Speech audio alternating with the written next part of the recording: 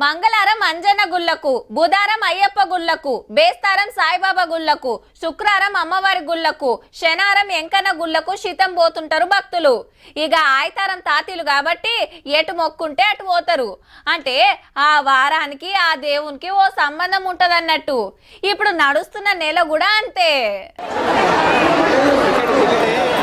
కార్తీక మాసం మల్ల సోమారం హీగేముంది శివయ్య గుళ్ళకడ శితం మంది యములాడ రాజన్న దర్శనం కోసం చూడుర్రి ఎంతగానం వచ్చిండ్రో. కొందరు కోడె మొక్కులు సమర్పించుకున్నారు.